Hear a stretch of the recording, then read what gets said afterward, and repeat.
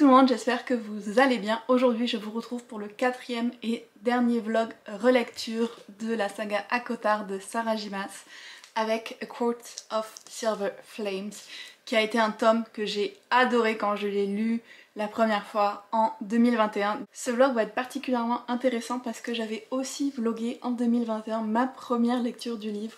Donc je sais pas si je vais l'intégrer à cette vidéo, regarder des clips avec vous ou quoi, mais j'ai vraiment hâte de comparer les deux expériences de lecture. Et là j'ai comme une trace de la première expérience, donc je suis très contente. Je vous mettrai en barre d'infos le lien de ce premier vlog si jamais ça vous intéresse aussi.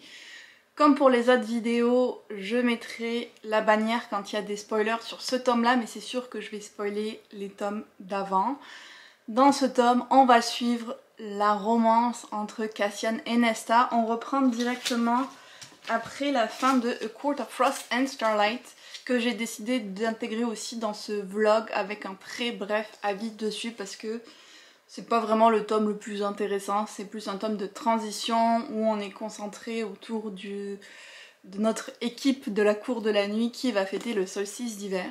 Au début j'avais même pas prévu de l'annoter, puis au final j'ai mis quelques annotations quand même dont je vais vous parler. Mais mon avis global sur ce livre c'est que c'est quand même extrêmement mielleux comme ton, surtout entre Rhysand et Feyre, et j'en pouvais plus. Je me suis rendu compte, ma petite réalisation de lectrice, que c'est pas le plus intéressant de lire des gens qui sont heureux. C'est mieux de lire toutes les épreuves qu'ils traversent pour arriver jusque là. Donc ce tome-là me tapait un petit peu sur les nerfs, puis on appuie vraiment à quel point Rhysand est toujours tellement exceptionnelle et Feyre veut tellement donner autour d'elle. À la fin c'est un peu trop, notamment on parle beaucoup de la reconstruction de Velaris, des différentes associations qui ont été créées pour aider les gens psychologiquement, physiquement. Et d'un côté je trouve que c'est intéressant qu'elle parle de cette après les batailles et après les traumatismes, et de l'autre ça faisait vraiment beaucoup appuyer là-dessus. J'ai noté par contre des indices concernant le prochain tome, notamment le fait qu'elle parle du rite des Illyriennes pas mal, de la montagne où ils font ce rite-là, Ramiel, et aussi le fait qu'on parle d'un mâle illyrienne qui causerait du trouble, et je vais voir si on va le retrouver ce personnage là dans le tome d'après. On voit aussi un peu Lucienne qui s'est fait des nouveaux amis avec Julian et Vassa. Ils se sont même créé un nom de groupe qui est comme la bande des exilés. Donc peut-être que s'il y a un tome sur lui, on va vraiment plus explorer ce côté relation avec les humains, ce qui serait intéressant parce qu'on n'a pas beaucoup vu jusqu'à présent. Et enfin il y a des post-it pour mon bébé secret, Eris, que j'aime beaucoup, et qui pour moi viennent confirmer mon opinion sur son rôle et qui il est vraiment. Alors là on va entrer dans une partie spoiler et spéculation un petit peu, et oui déjà au bout de quelques minutes de ce vlog, parce que Eris va visiter le père de Morrigan dans la Court of Nightmares, et Morrigan revit la scène où Eris l'a trouvé comme épinglée dans la forêt et il l'a laissée là. Et je trouve que dans ses propos, ça vient vraiment conforter mon idée qu'il l'a laissé là pour son propre bien, entre guillemets, en tout cas que c'est ça qui va être révélé.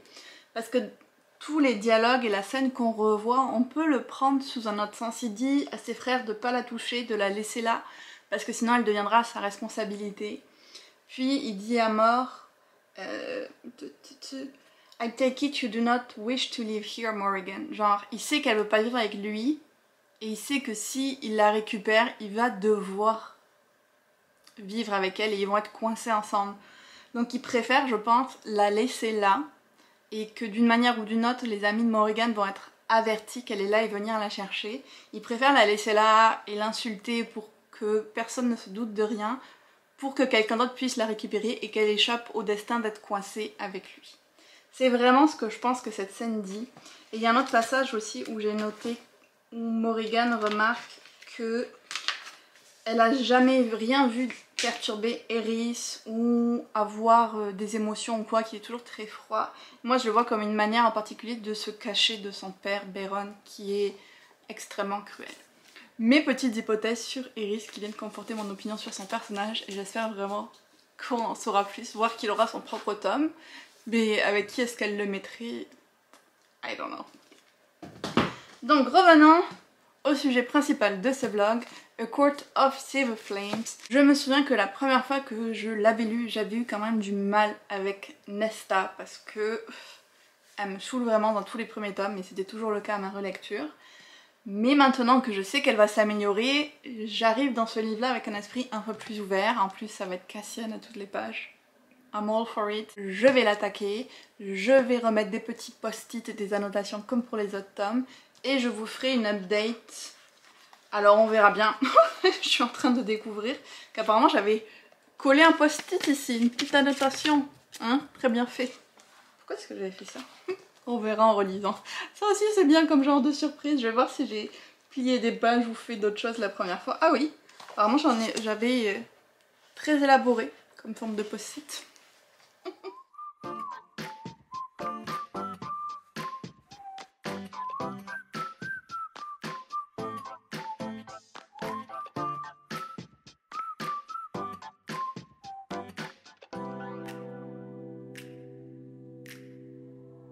Falling to pieces in my room.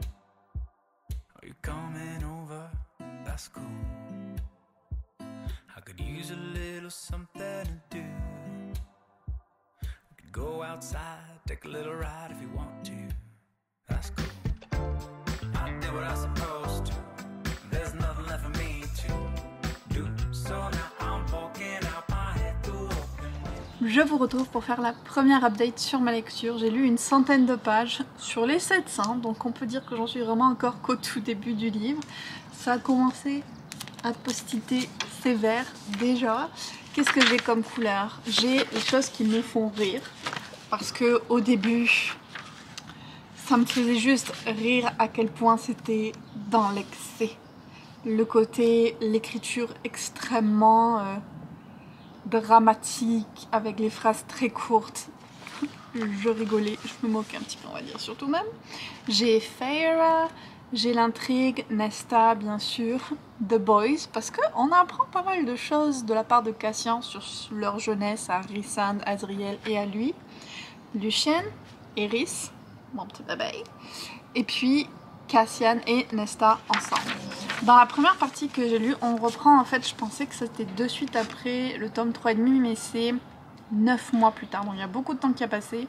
Et Nesta est toujours sur son chemin d'autodestruction, où elle boit, où elle couche avec des inconnus, où elle ne mange pas, elle a beaucoup maigri, c'est répété à peu près 800 fois dans le livre.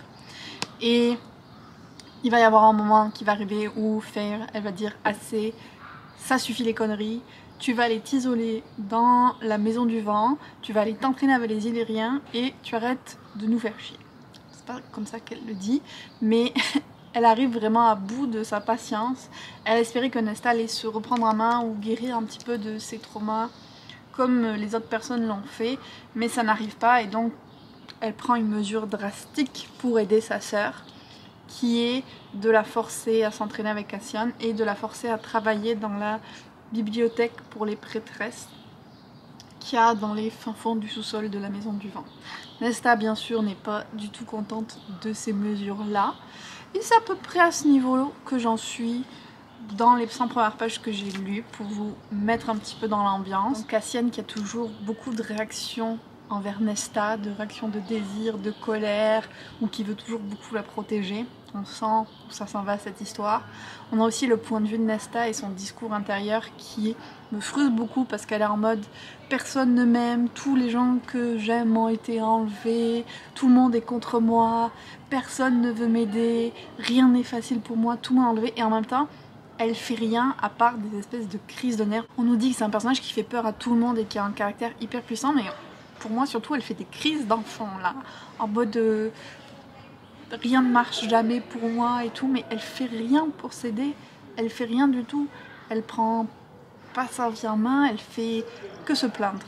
En même temps on comprend aussi le trauma qu'elle a traversé, elle vit énormément de flashbacks et elle a beaucoup de conséquences d'à la fois avoir été transformée en fée contre sa volonté et à la fois de la mort de son père. Et ça je peux tout à fait le comprendre et j'aime beaucoup la manière dont Sarajima s'en parle, ça fait assez réalistique, mais elle me saoule quand même dans sa perception qu'elle a des autres et du malheur qui s'abat sur elle. Une autre partie de l'histoire qui est intéressante, c'est qu'on découvre le nouveau méchant qui est Koschei. Pareil, c'est pas vraiment un spoiler, ça arrive au tout début du livre, qui est donc l'espèce de dieu de la mort qui avait maudit la reine humaine Vassa. Sans que ça va être lui le nouveau méchant de l'histoire. Pour aller un petit peu plus peut-être dans les spoilers au niveau de l'intrigue, on a des rencontres entre Eris, Vassa, Lucien, Jurian et même Cassian. Donc on voit que c'est des personnages secondaires qui vont continuer à avoir de l'importance dans la série. Je croise les doigts pour Eris, vous le savez. Mais on a aussi beaucoup d'appui sur les liens que Lucien a créés avec les humains. Où est-ce que ça va s'en aller? On ne sait pas encore. Je vous avais parlé dans le tome 3,5 d'un mal Illyrian Kellon où je vous disais peut-être que ça va être lui qui va faire des histoires et tout, mais non, il est mort, on l'apprend très rapidement, et la capote, donc il ne fera pas d'histoire. Dans les petites choses un peu drôles qu'on apprend de la part de Cassian, c'est que dans leur jeunesse apparemment ils couchaient tous ensemble dans la même pièce, bon, avec des personnes différentes, mais ça ne les dérangeait pas que les autres soient dans la même pièce. C'est comme intéressant. Et j'ai noté aussi un truc, et ça je trouve que c'est intéressant parce qu'en ayant enchaîné les tomes, j'ai plus de choses en tête, notamment le fait que Elion soit le père de Lucien. Et un indice là qui vient appuyer ça, c'est que à un moment Lucien il dit quelque chose et que Cassian est surpris par la domination dans sa voix, qui irait donc bien avec l'héritier d'un High Lord. J'avais d'ailleurs noté, avec ce magnifique post-it que je peux enlever, j'ai mis un nouveau un peu mieux. Je pense que j'avais mis ça à cet endroit là pour marquer l'apparition de Koschei. J'ai hâte de voir les autres post-it que j'avais mis à quoi ils servent. Ah oui, un autre truc qui m'a fait rire aussi, c'est que Nesta, elle aussi, ça y est, elle se met à avoir les toes qui curl dans ses chaussures parce que Cassian dit des choses un peu sexy, comme sa sœur Feyre qui avait les curling toes à chaque page du livre. Ça y est, elle est atteinte de la même maladie. C'est à peu près ça que j'ai noté pour les 100 premières pages. Vous me direz que c'est déjà beaucoup. C'est pas souvent que je vous fais des updates de cet angle-là, mais je me rends compte que niveau lumière, c'est pas mal. J'ai lu la première partie du livre, j'en suis à la page 268, la première partie qui s'appelle Novice. Et depuis la dernière update que je vous ai fait, on est arrivé dans une partie que j'aime vraiment bien parce que les choses se mettent en place. Le personnage de Nesta commence à évoluer, à sortir de sa carapace, à avoir des interactions avec les autres qui sont plus que de les mordre. Elle commence aussi son entraînement avec Cassian, donc on voit comment ça l'impacte, on voit comment son travail à la bibliothèque aussi change sa perception des choses, comment elle commence à plus réfléchir et à être un peu décoincée de la position où elle était. Donc forcément j'aime beaucoup ça. Il y a des petits trucs qui m'ont fait rire. Par exemple, et ça je l'avais noté la première fois que je l'avais lu, j'avais mis un de mes petits post-it moches, que Cassian parle d'acide lactique à un moment. Et je suis comme, comment est-ce que des fées dans un monde fantasy connaissent l'acide lactique? Au niveau de la nutrition et des trucs du sport et tout ça, des fois on est un petit peu limite. C'est pour ça que je pense qu'après elle s'est complètement laissée aller avec Crescent City et ça lui permet d'oublier tout le côté, c'est un univers fantasy. Mais là, ça faisait étrange. Et puis à un moment aussi, elle a du gâteau au chocolat. Je suis comme... Ça aussi, est-ce que c'est logique qu'en Prythian, ils aient du chocolat? Vous allez dire, et si tu te poses beaucoup trop de questions, juste lis le livre et profite. Mais je ne peux pas m'empêcher de relever des choses comme ça. La fin de cette première partie, franchement, j'étais comme... super excited. Je vais pas vous montrer pour pas vous spoiler, mais franchement, c'est genre les choses commencent. On va arriver à tout ce que j'ai beaucoup aimé dans ce livre-là. Dans cette première partie, on a aussi des mentions de choses qui sont intéressantes et que j'ai notées par rapport à plusieurs théories que j'ai. Et une dont je peux vous parler, c'est qu'on a la première mention des Valkyries. Et I know that the good stuff is coming. D'ailleurs, j'ai mis mon t-shirt Valkyrie in Training et je l'aime trop. D'ailleurs, ça me fait penser, lire ce livre, ça donne tellement envie de faire du sport. Je sais qu'il y a plein de gens qui ont fait le challenge des 10 000 marches, parce qu'il y a cet escalier de 10 000 marches dans la maison du vent que Nesta essaye à chaque fois de descendre, mais elle abandonne toujours avant la fin. Et je sais qu'il y a des gens qui ont fait ce challenge là, mais même d'écouter ses entraînements, de voir ce qu'elle fait avec Cassian et tout, ça donne envie de se mettre au sport comme elle, c'est incroyable. On a découvert aussi un petit peu plus les personnages de Emery qu'on avait vus dans le tome 3,5, qui est une Illyrienne qui a eu les ailes coupées, qui peut plus voler et qui tient un magasin.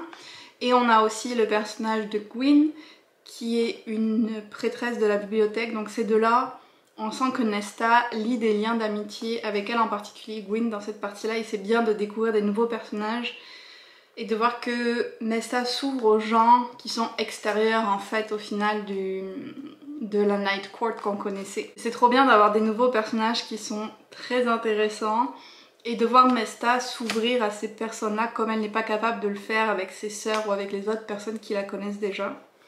Et puis dans cette partie-là, c'est devenu spicy. On a eu droit à 2 scènes très... Donc pour l'instant ils disent que c'est juste casual et physique entre eux, mais on sait ce que Cassian pense vraiment, on sait ce que Nesta pense vraiment, donc vous voyez où ça va s'en aller. Mais on sent que Sarajima se lâche dans ce livre-là. Elle est beaucoup plus crue que dans ses autres. Et il y a même un moment d'ailleurs où Nesta voit Azriel et Cassian s'entraîner et où elle se dit qu'elle serait pas contre d'avoir les deux à la fois avec elle, occupés de différentes manières. Et ça, je sais que c'est une des scènes qui a été coupée à l'édition, ou en tout cas qu'elle a écrit, qu'il ne s'est jamais retrouvé dans ce livre-là. Mais moi, j'aurais pas été contre. Il faut qu'elle fasse ça progressivement, hein. Quand on part d'un palais défini de rose et déjà qu'on arrive à ce qu'elle décrit dans ce livre-là, il y a eu beaucoup de progression dans le spicy, on va dire. Et on a toujours le cliché du fait qu'ils ont un très gros you know what, parce que elle dit encore une fois the sheer size of him. Je suis comme, oh là là. Ils en ont tous un plus gros que les autres, c'est incroyable. Ça me fait rire. Il vaut mieux en rire qu'autre chose en même temps. Dernière chose dans cette partie non spoilante ou pas trop spoilante, c'est qu'on a l'enjeu un peu politique et de guerre qui continue de se développer avec l'invocation d'objets qui auraient été créés par le chaudron il y a très longtemps, d'objets magiques. Et ça va être demandé à Nesta de les retrouver vu qu'elle aussi elle a été made par le chaudron. Et Nesta bien sûr va dire oui parce que si c'est pas elle, c'est Hélène qui doit le faire et Nesta veut toujours protéger Hélène. Donc on va avoir en parallèle cette histoire avec ces objets que Nesta doit retrouver, l'intrigue un peu politique, et de l'autre côté l'aspect plus développement personnel de Nesta, empowerment, relation avec Cassian. C'est vraiment les deux grosses branches du livre et j'en suis ravie. Et pour parler de ce qui m'a rendu méga emotional à la fin de la partie novice, c'est de voir que Gwyn s'est inscrite pour s'entraîner. Après plusieurs jours où Nesta essayait d'amener les prêtresses à s'entraîner avec elle, Gwyn a enfin inscrit son nom. Et je sais que là, the good stuff is gonna happen. Je suis tellement contente. Je pense que je vais essayer de trouver une impression de Gwyn et la coller. Celui-là, je vais faire plus le style de ce que j'avais fait pour A Court of Mist and Fury. Je vais vraiment imprimer des choses et mettre beaucoup d'annotations, je pense. D'ailleurs, j'ai fait une que je voulais vous montrer. J'ai ajouté une couleur pour la maison qui devient vraiment vivante avec Nesta, qui lui amène ses petits romans spicy et tout, parce que je trouvais que c'était intéressant de voir la progression de cette espèce de relation qu'elle noue avec la maison. Ah oui, c'est ça que je voulais vous montrer.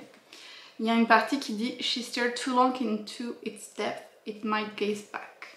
Et ça m'a fait penser à la citation de Nietzsche qui est un truc genre « Si tu regardes trop longtemps dans les abysses finissent par te regarder toi aussi ». Donc je l'ai écrite là comme ça, et j'aime bien. J'ai aussi noté quelque chose que j'avais pas noté la première fois, c'est que, bon, si vous l'avez lu, vous savez qu'il va y avoir les Valkyries qui vont avoir une place extrêmement importante, que Nesta et ses amis vont devenir les nouvelles Valkyries et tout ça.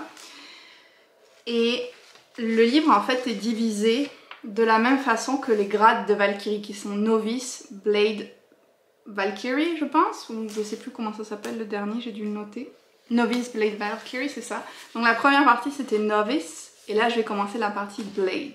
Je pense pas que j'avais remarqué ça la première fois, donc j'étais assez excited de le voir.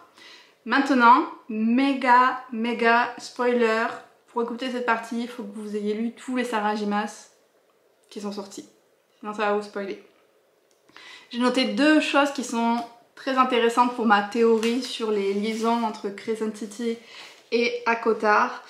La première, c'est qu'il y a une prêtresse qui explorait la possibilité qu'il y ait des mondes parallèles qui soient séparés seulement par le temps. Et je trouve que c'est hyper intéressant cette idée d'exploration des mondes parallèles parce qu'on voit que ça rejoint la possibilité de Brice qui va passer dans un autre monde dans Crescent City. Je suis comme hyper hypée par ça.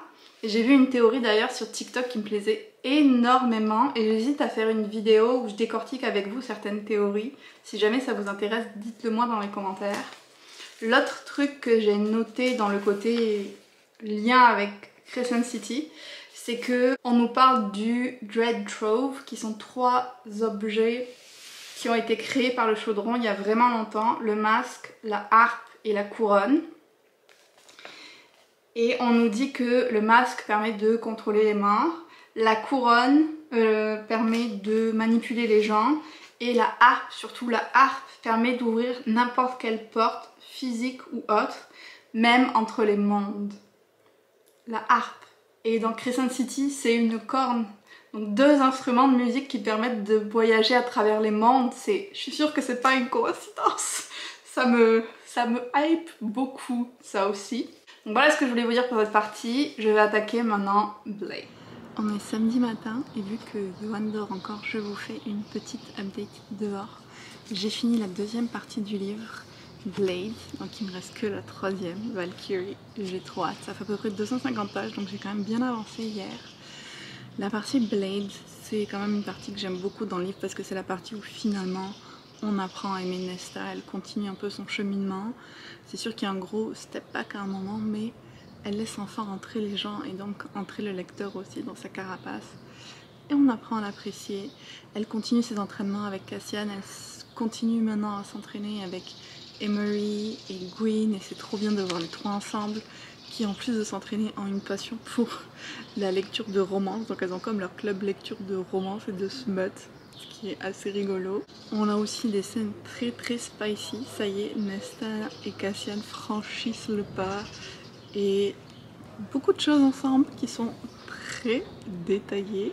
Le seul truc que j'aime pas dans cette partie, c'est qu'il y a un drama qui s'ajoute concernant Faye, qui pour moi est vraiment là pour rien et qui m'énerve pour plusieurs raisons, notamment parce que Rhysand va cacher la vérité à Faye sur ce qui se passe et franchement Rhysand, je peux lui pardonner beaucoup de choses mais là je trouve pas trop de justification pour ce qu'il fait. Et puis juste le sujet en général, en fait, je trouve qu'il avait vraiment pas lieu d'être et que c'est vraiment juste rajouté pour avoir cet aspect-là et je suis pas trop fan. En plus de ça, on continue à avoir l'intrigue politique qui est là avec Nesta qui va s'être impliquée dedans. Ça rajoute un peu des scènes d'action pour changer de son quotidien d'entraînement et de spicy avec Cassian. Donc on avance un petit peu à ce niveau-là, il y a tout ça qui se met en place dans cette partie. Franchement, je me suis pas ennuyée une seule page. Pour la partie un peu plus spoilante, le truc qui m'énerve vraiment, c'est le fait que Faye soit enceinte et que son bébé ait des ailes et que donc elle risque de mourir parce qu'elle peut pas shifter, sinon ça mettrait en jeu la vie du bébé. Ok, oui, mais sa vie à elle. Je pense qu'il y avait moyen de se dire ok, elle va shifter juste avant d'accoucher ou quelque chose. Enfin, il y avait d'autres moyens que de faire tout un drama sur oh là là, elle va mourir, on cherche une solution partout. Ça me saoule vraiment. Ça n'avait pas lieu d'être déjà. De base, genre ils auraient pu enlever le côté le bébé a des ailes.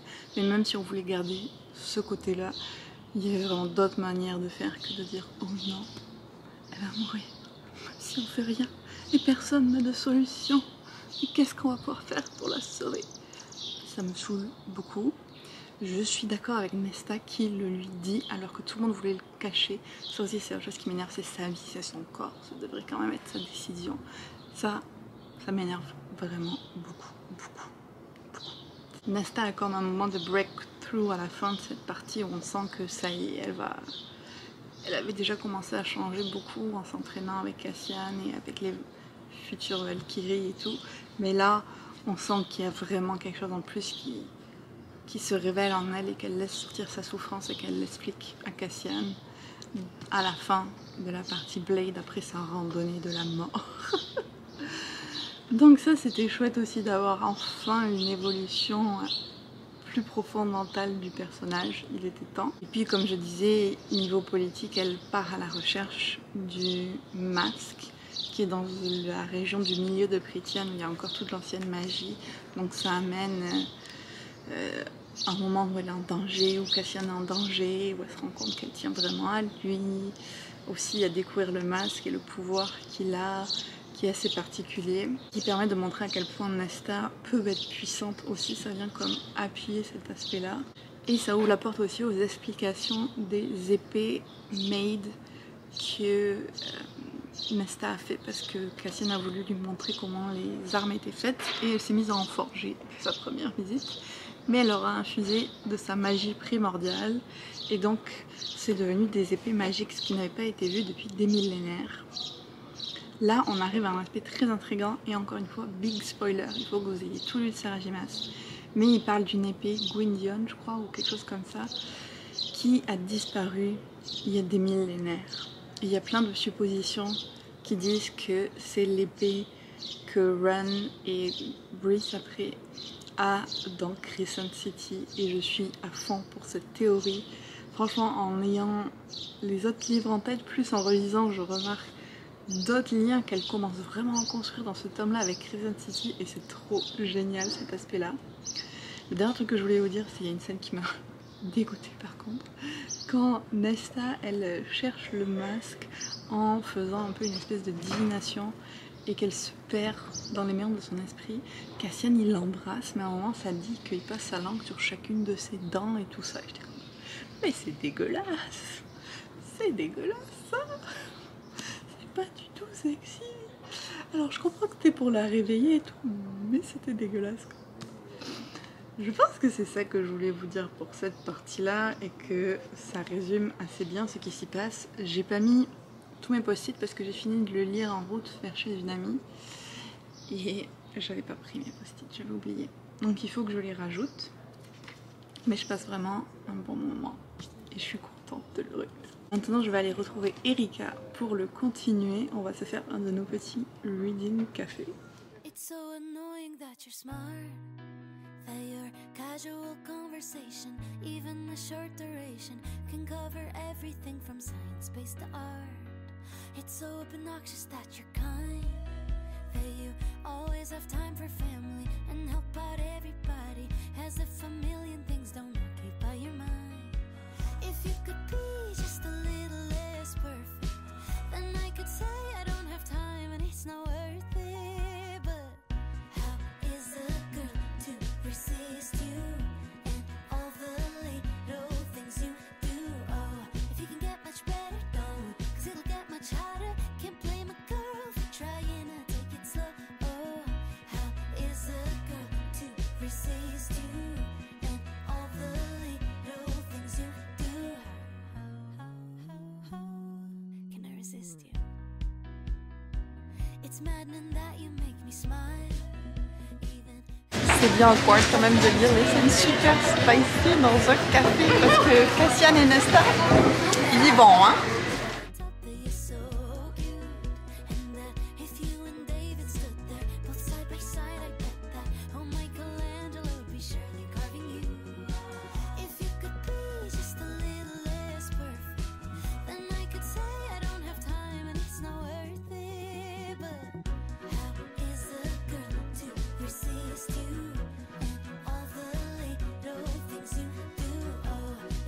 Much better, don't, 'cause it'll get much harder.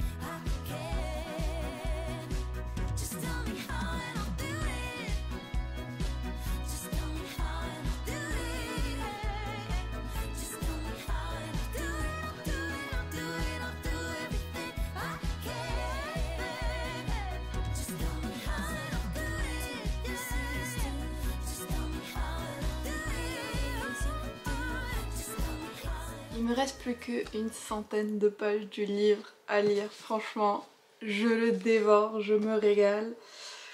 Comme vous le voyez, j'ai pas été de main morte avec les post-it. Il se passe plein de choses dans la partie que je suis en train de lire, autant au niveau de l'entraînement de Nesta et de ses amis que sa relation avec Cassian. Beaucoup de scènes très spicy, des développements politiques, plein de trucs qui se passent, plein de liens que je fais et tout, je suis à fond.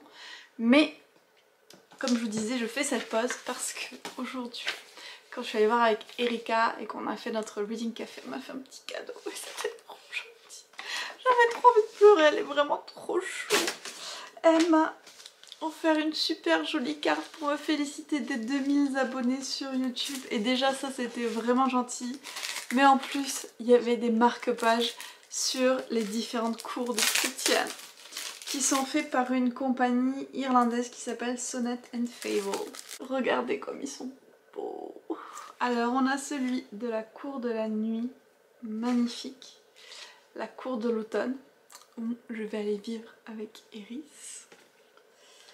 Cour du printemps, trop beau. Cour de l'hiver, la cour de l'été. Là aussi j'irais bien vivre avec Tarquin ou au moins y passer des vacances. Sublime. La cour de l'aube, dawn. Et celle du jour. Oh, ils sont vraiment trop beaux. Donc un énorme merci Erika, ça m'a tellement touchée et ça me fait trop plaisir. Merci. Sur ce, je vais aller me coucher parce qu'il est 11h30. Et demain, je vais essayer de finir les 100 pages qui me restent du livre, de compléter mes annotations avec sûrement des impressions et peut-être un petit peu plus de déco. Et je vous ferai l'update final de ce vlog. Ça y est, j'ai fini ma relecture de A Court of Silver Flames et j'ai adoré. Je pense que c'est peut-être mon tome préféré de la série en fait maintenant. Plus que le tome 2 même. Il me réconcilie totalement avec le personnage de Nesta et toute la dernière partie, mais je l'aime tellement, à part le truc dont je vous ai parlé la dernière fois qui m'énerve. Mais au niveau du personnage de Nesta, j'aime tellement son développement, la relation qu'elle noue avec Emery et Gwyn, comment ça se passe avec Cassian, toutes les épreuves qu'elle va endurer, tout ça là. Je suis trop fan, j'ai failli verser une petite larme même à un moment d'émotion. Il y avait des trucs que j'avais oubliés donc c'était cool de les redécouvrir.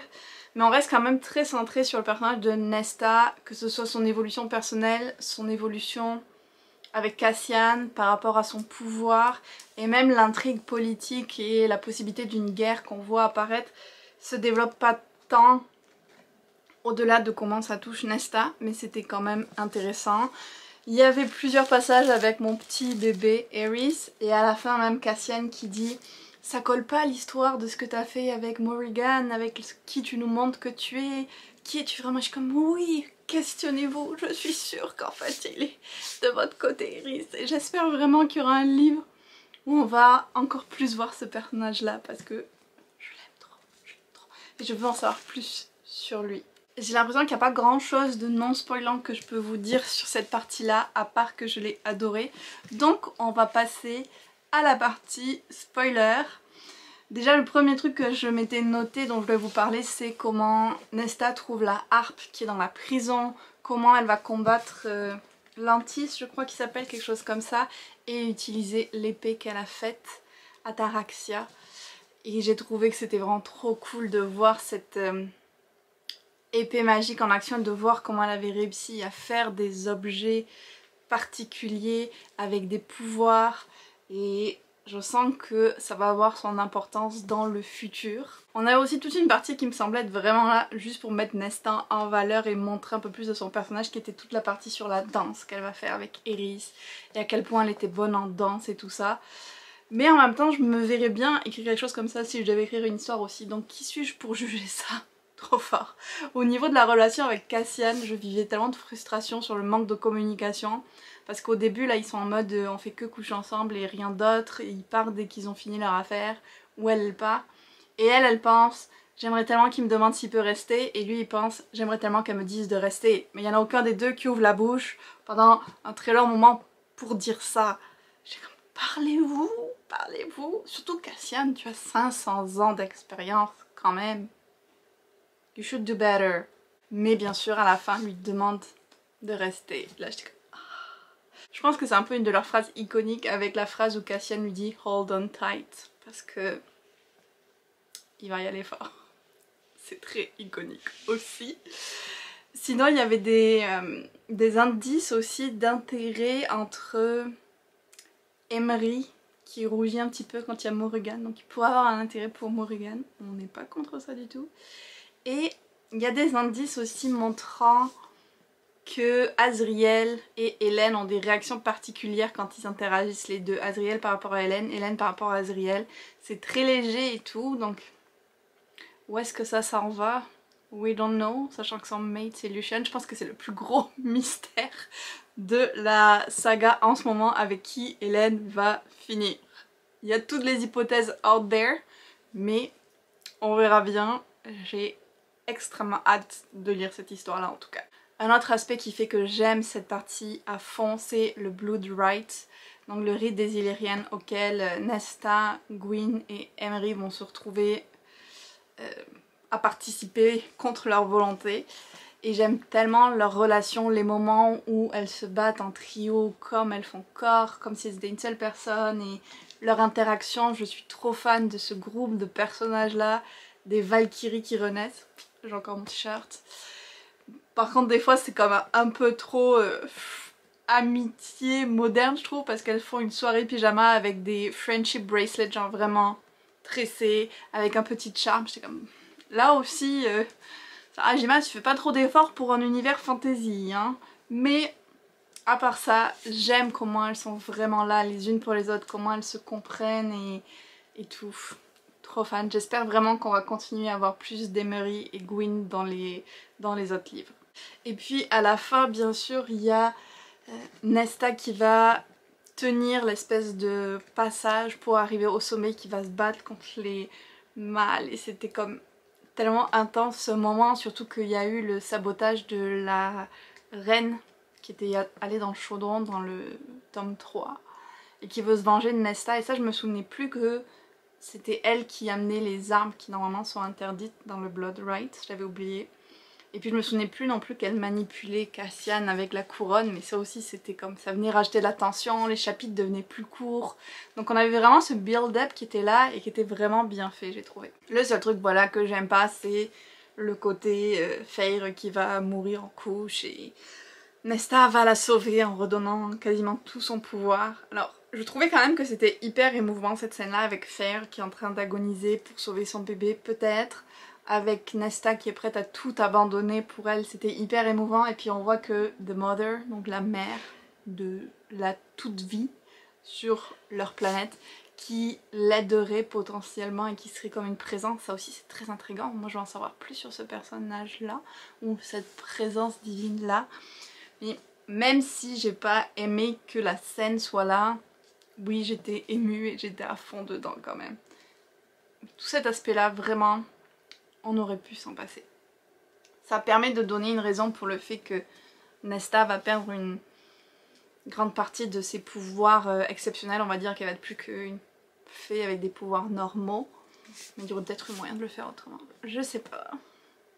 Je suis pas fan. Mais à part ça, j'ai adoré cette relecture. Comme vous pouvez le voir avec tous les petits post-it. Il y a vraiment beaucoup de couleurs, bien sûr. Là je vais aller je pense imprimer certaines choses, retravailler un peu mes annotations et je finirai ce vlog avec un petit flip-through pour vous montrer le résultat. Et encore une fois, méga spoiler, il faut avoir tout lu de Sarajima pour écouter ce que je vais dire.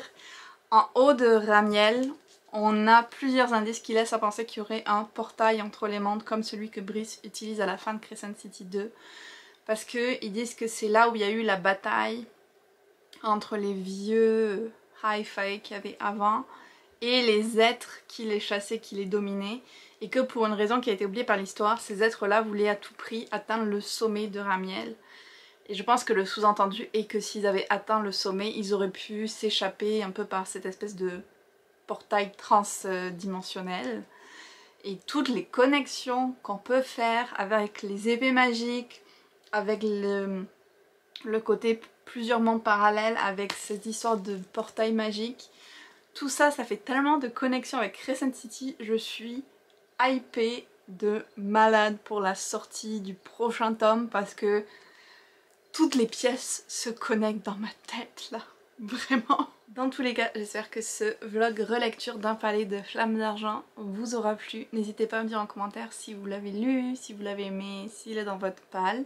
Si ça vous tente, n'hésitez pas aussi à rejoindre mon Patreon, les Cupas, pour encore plus de moments lecture ensemble, de contenu exclusif, de concours et plein d'autres choses. Et puis on se retrouve très bientôt dans une autre vidéo. If we could run it back, and do you wonder if we could run it back? If we could run it back, and do you